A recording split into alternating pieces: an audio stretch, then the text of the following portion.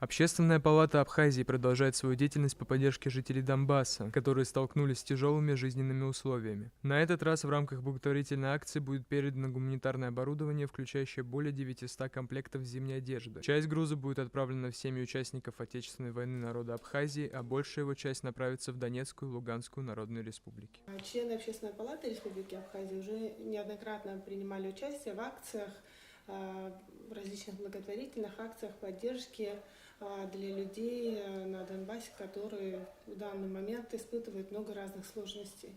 И вот благодаря одному из членов Общественной палаты, заместителя секретаря Общественной палаты Низама Хапат, и при тесном взаимодействии с представителями нашей диаспоры в Турецкой Республике, в частности с родным братом Низама Ахмед Хапат, который уже много раз внутри Абхазии проводила различные благотворительные акции, да, также и другие наши соотечественники.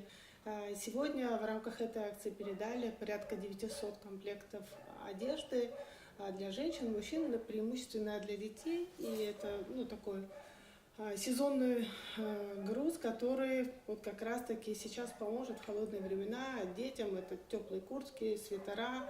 Это уже третий гуманитарный груз, отправленный из Турции для нуждающихся людей. Вадим Мироненко, руководитель единого штаба помощи Донбассу в Абхазии, выразил признательность заместителю секретаря Общественной палаты Низаму Хапат за помощь в организации акции. Также Мироненко вручил благодарственную грамоту для Ахмета Хапат и других участников акции. Помощь выдается поэтапно. Там у нас в Донецкой республике филиал, и оттуда выдается помощь. То есть мы сразу мешки никому не сваливаем. То есть под запись это и школы, это дома-интернаты, это люди с ограниченными возможностями. В ближайшее время поедет груз с детскими подарками, это мандарины, апельсины. Мы объявили акцию, объявили ее неделю назад, и вот она у нас до 27 числа. Гуманитарная помощь продолжает поступать в нуждающиеся регионы. А Низам Хапат отметил, что сотрудничество Общественной палаты Абхазии с абхазской диаспорой в Турции будет активно развиваться и в дальнейшем. Арестит Каракасиди, Евгений Сильченко, Абаза ТВ.